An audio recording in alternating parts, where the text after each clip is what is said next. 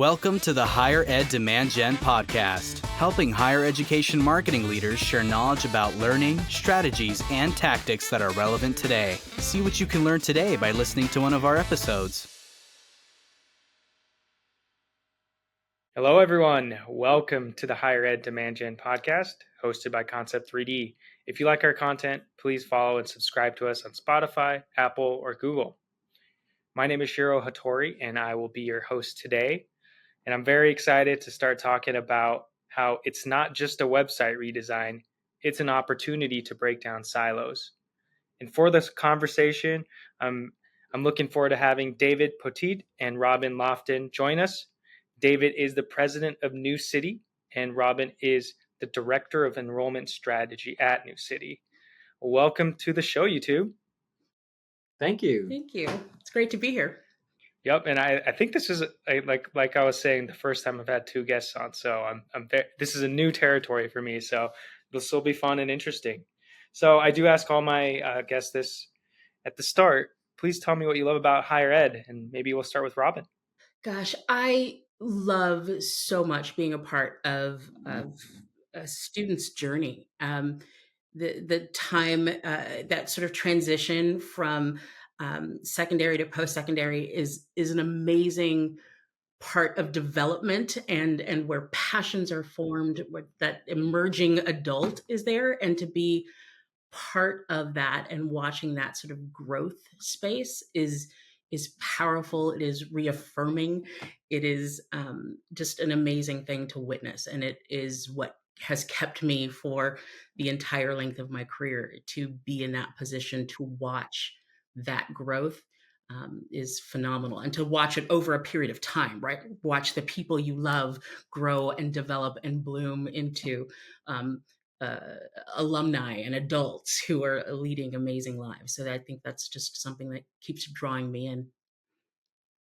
And I think for myself, I started my career in a design and communications role in higher education, and I just I saw so much opportunity and also need to democratize and to really spread the good news about how to use the web for engaging and building bridges, helping people connect in the higher ed space, and there's just something about the culture and organization of universities that has always been both challenging in some ways, but really enjoyable to work with for us. So my father was a history professor, and so I've got a lot of educators in the family, and so to be a part of those teams and to be able to help raise the bar for folks has been really encouraging and rewarding for us to be part of their mission. When we team up with higher education, we feel like we're joining their mission and participating with them and making their mission more effective. That's incredible. Thanks for sharing that with me. And yeah, it's great to hear both of you have roots working in-house or on higher ed teams to start your journey and career. So that's fantastic. Can you tell us, just a quick brief about your background and how you got started in your career, and maybe David's more specifically for you around, what New City does as well? Yeah, sure. So I'll go first. My background was in the design and communications, as I said, and I think in the late '90s, I discovered human-centered design, user experience, started doing more professional development and training around that. And then I'd started New City already at that point, but we began in the early 2000s to just invest heavily in building up more skills, expertise in that, making it part of our practice. Our first big, so my background kind of morphed from being, I have a graphic design degree, and it moved into human-centered design as a broader area. So I'll do when I am involved in projects still, I'm doing research, I'm doing strategy and architecture, content strategy, service design, that kind of thing. And is that what human-centered design is? Do you mind just defining it in your Sure, words? sure. Well, human-centered design is a broad concept, but it means that you're designing with an understanding of the people you're for whom you are delivering an experience, whether it be digital or in person or what have you. And you're also thinking about all the humans. You're not just, it's not just the end user, but you're thinking about the people who are caring for the people that you're trying to serve, right? So you're trying to create the whole system. It's a systems approach to thinking as well. So you're not just considering making things that are friendly or intuitive or easy, but you're also trying to support an ecosystem that allows that to continue and to grow and be sustainable. Thank you. And Robin, do you mind going over a quick intro of your background as well? Yeah, absolutely. I am admissions born and bred. I have been in higher education for 28 years, and 26 of those were spent serving admissions and financial aid and student account teams. I have a similar story that a lot of folks do in enrollment, where we were a tour guide or we spoke on a panel um, in school.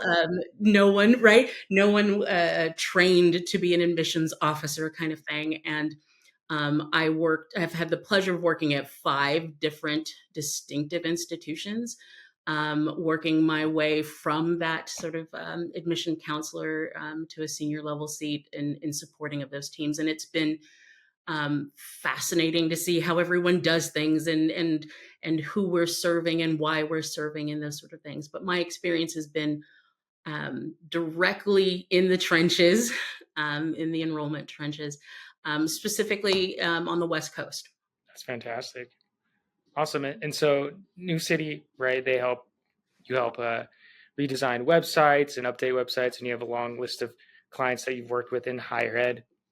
And in our intro discussion, David, we talked about, what approach to the higher ed website are you seeing that's working the best? Can you tell us a little bit more about that?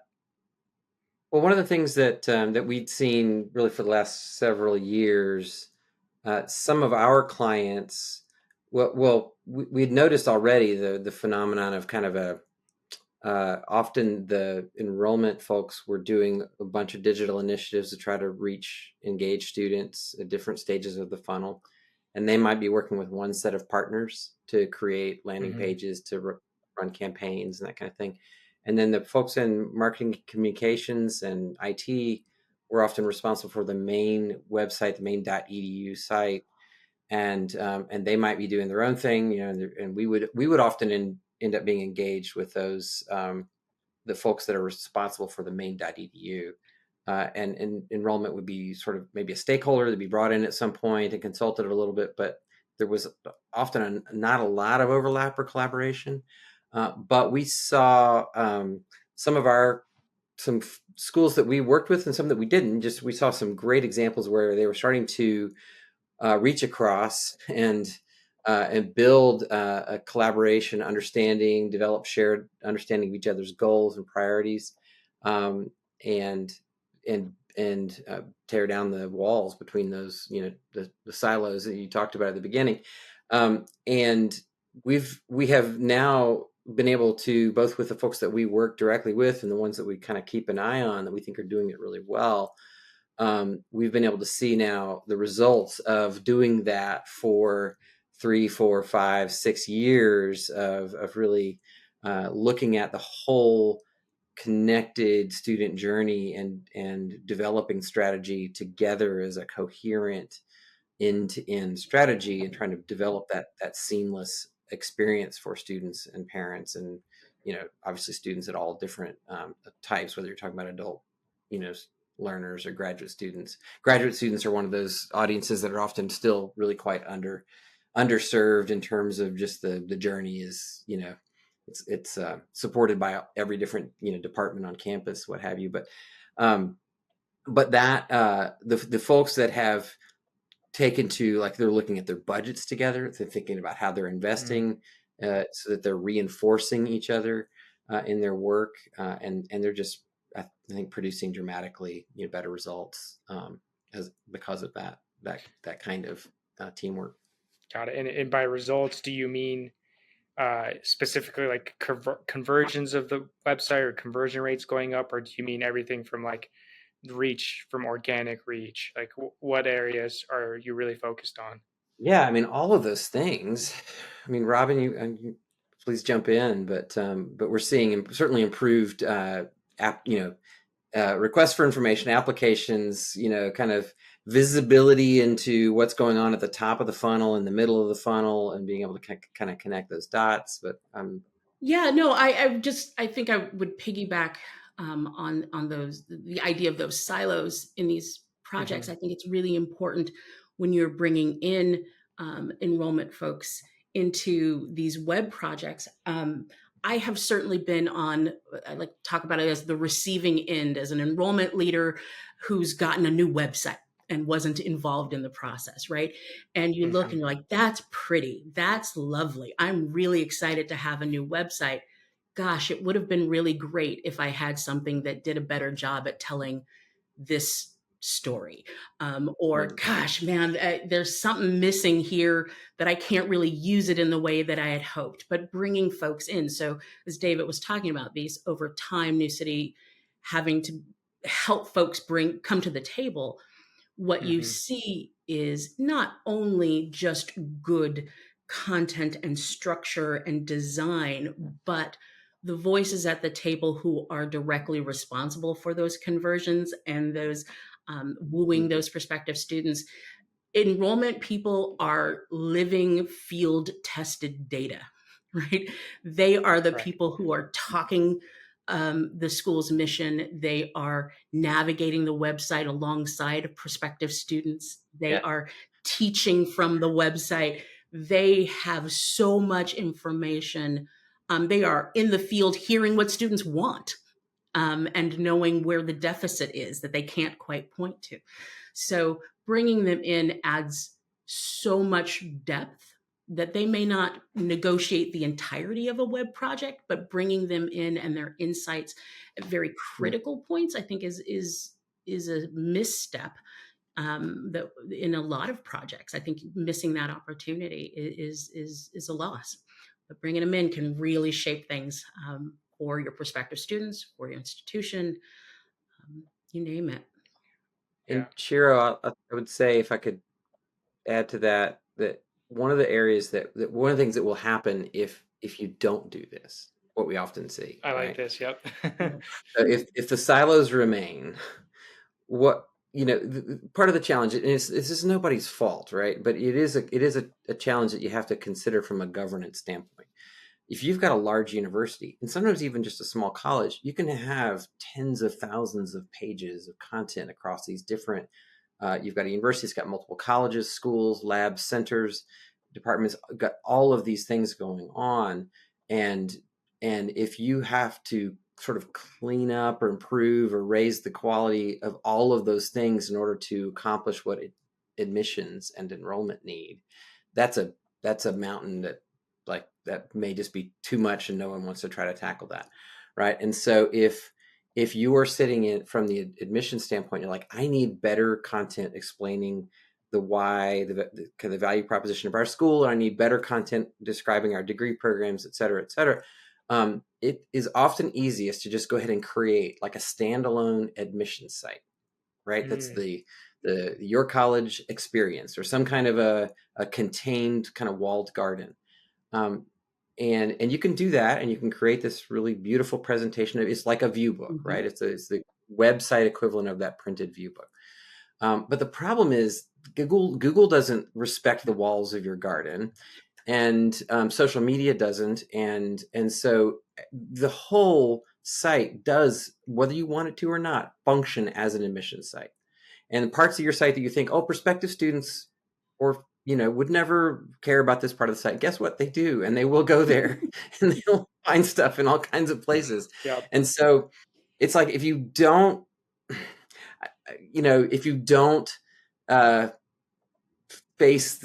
take on the elephant and decide, how whatever metaphor you want to use, you're going to eat the elephant one bite at a time. If Right. you don't find some way to begin to engage that larger governance question and start thinking about how do we build a platform, a culture, the kind of training and support structure, the guidance and curriculum for all of our content owners, and start to over time change that. It can be changed, right? So that your whole site really does function like like an admission site. One of our clients, Oklahoma State University, we first started working with them in 2016, 17 on this long-term transformational journey. And it's been years now, and they're finally getting like all the places, all the corners, all the parts, are fully on board with their new design system. And they're one of those who pioneered, they brought admissions and marketing brand communications together, to work really closely together early on. We didn't make them do that, right? They did that. That was their leadership. But they were recognized last year as AMA Higher Ed Marketer of the Year, and that is an example of the kind of results that they're getting in terms of enrollment and what have you, are an example of that power. So, but it takes courage, and it takes it's a long-term play, right? It's not something you're going to fix in a year. And a website redesign, if you bring in a partner like us to help with a website redesign, we're not going to fix all of that in a year, right? I mean, we can help point you in the right direction and create curriculum and create, governance standards and that sort of thing. But it's a long-term play, but the momentum is incredible. When you get there, the momentum really starts to build. Definitely. And I, as a marketer who's been in my career for just around a decade now, I see it does take, 2 to 3 years usually for websites to pick up any pace, and all that work you do today is seen 6 months, year and a half later. And so Yes. I completely agree. And I like your take on the landing page first, which is like the duct tape method versus addressing the elephant in the room, right? So what I'm hearing is, in your opinion, in higher ed specifically, the landing page to convert folks with limited information isn't the right strategy, not only because maybe it doesn't convert as well, but it silos the department still. Is that right? It's not addressing the problem, right? So the problem is, as an enrollment leader, I want that landing page. I want that separate place because I'm missing something from the website, Yes. right? Right. It's born from need, that need to say something in a more in a different way, to package the institution in a tighter voice, to serve up the things that I know from firsthand experience prospective students are asking for. So it's born from that need, but it's not addressing the problem, right? So there's a purpose that can be served still. There's a valid reason for both of those. But if you are doing it out of omission for solving the problem, then you are creating a barrier by that. Actually, you're creating an experience barrier for students. You're creating pathway barriers for students. And even the most careful planning doesn't have long-term legs, right? So, the people who carefully implemented that may not be the same people that are around to see that it is growing with your students. Yeah, so we would never say don't do a landing page, but there's a place and time for them. But you've got to do the hard work to start developing your whole web presence as a part of how you engage prospective faculty, prospective students, prospective any public audience that you're trying to draw into your story. That's great. And David, that's exactly why you and your team at New City have started bringing on enrollment strategists like Robin. Is that right?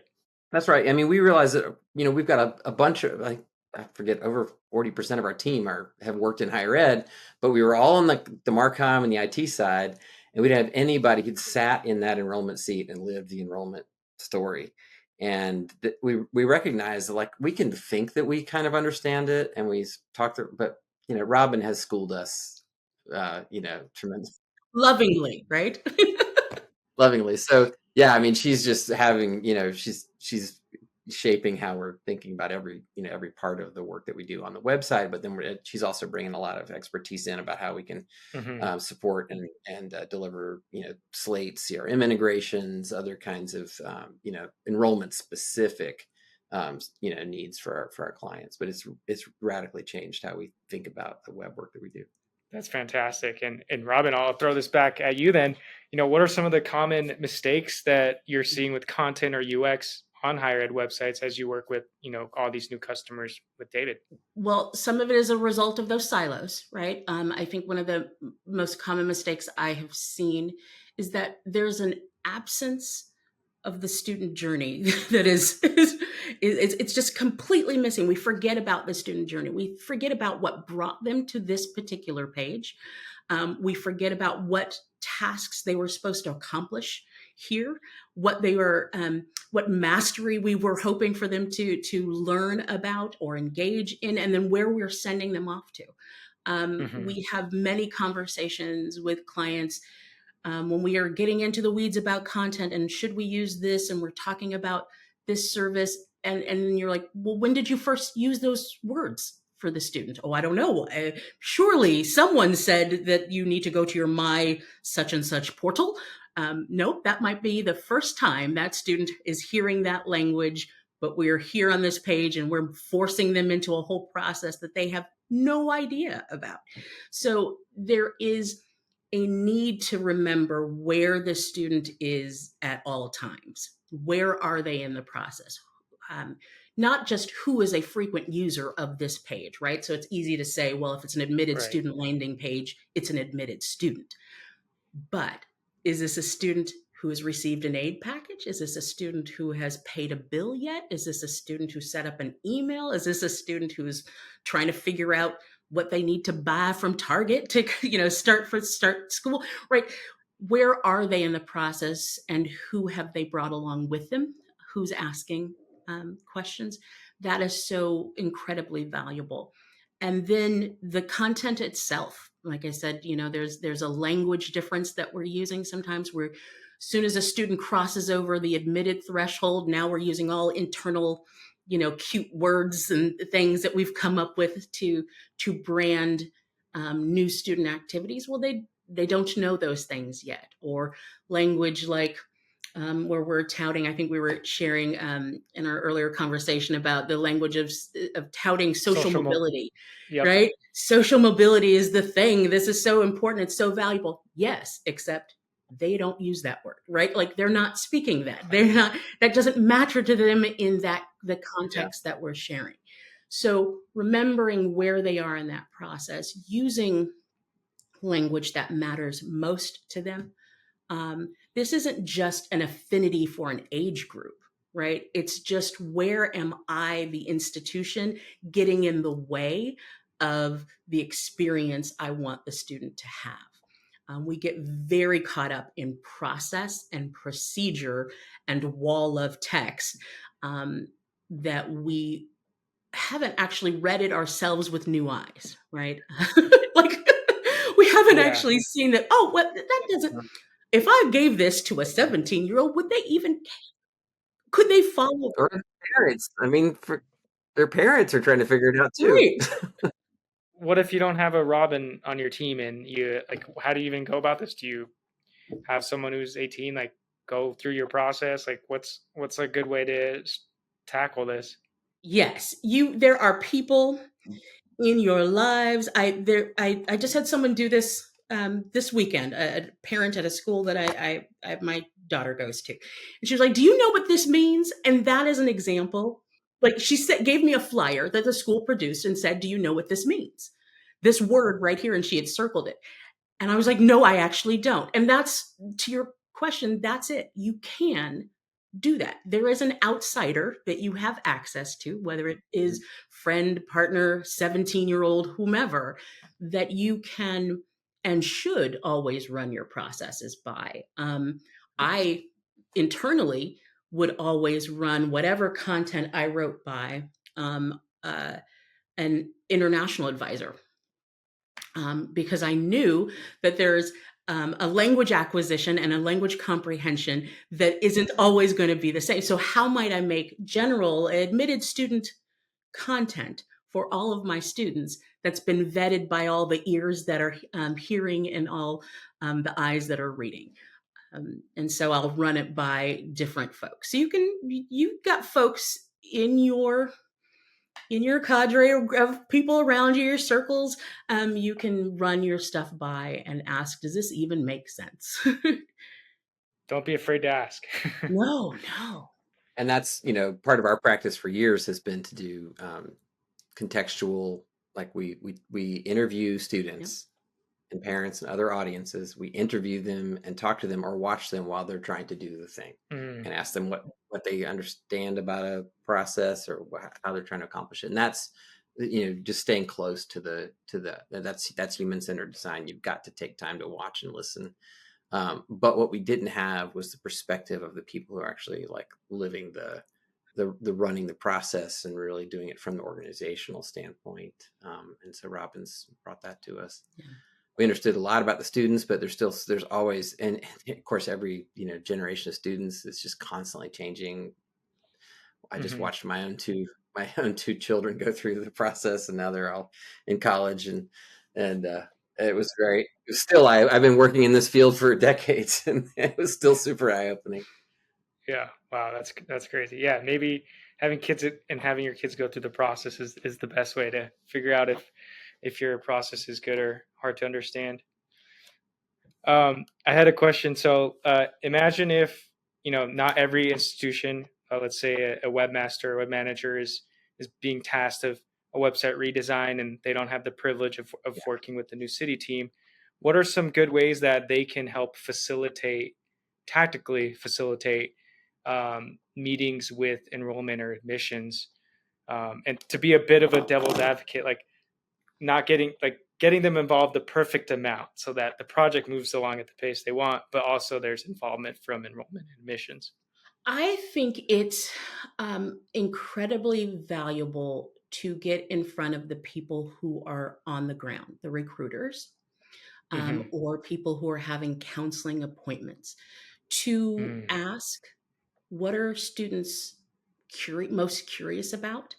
What are it's the frequently asked questions, but really trying to follow what that student journey is. As someone who is recruiting is meeting students at different starting points in their journey. They are Mm-hmm. maybe a senior for a traditional incoming first year path, or someone who is a returning adult who is working on this for over many years, right? Thinking about it. So hearing from them what the kinds of questions that those students are asking about, I think is something that is worth your time to do. That's a worthy um, conversation to have with that population, with your recruiters. You may be at a school who has graduate recruiters or international recruiters or otherwise. So finding a way to kind of manage all of that. But I do think it's important to talk to the people who are having to carry with them the institution in a variety of different places and spaces, and speak with Yeah. confidence, speak with passion, and speak convincingly about the value of the institution. Oftentimes, the words they use may not have made it to our marketing copy.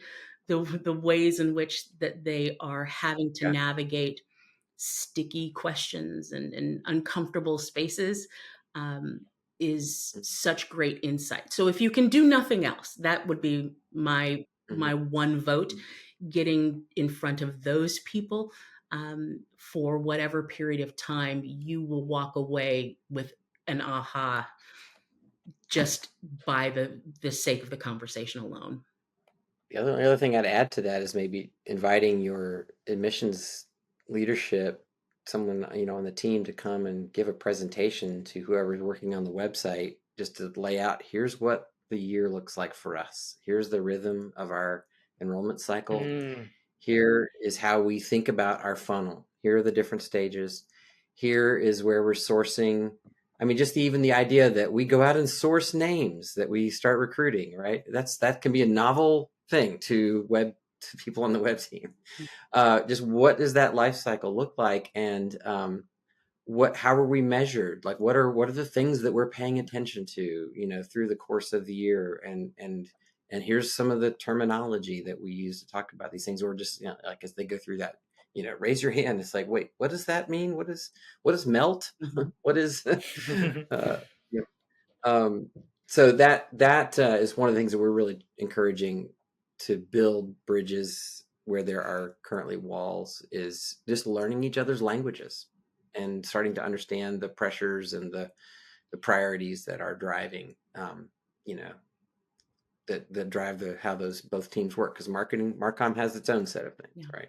Oh, this is incredible. I've learned a lot already. I'm wondering, we're just at about time here, and I'm wondering if, where our listeners could connect with you via LinkedIn or, whatever channels you prefer. Yeah, we're both on LinkedIn, and you can reach us as well at our website at insidenewcity.com. Our company is New City, but our domain is insidenewcity.com. And you can find Robin and I both on our team page, and there's contact information there. That's great. Well, thank you so much, you two, for joining the show today. It's been great conversation, and thank you to our guests for listening in. Thank you, Shiro. It's been a real pleasure to be part of the conversation today. Absolutely. Thank you for having us. Thank you.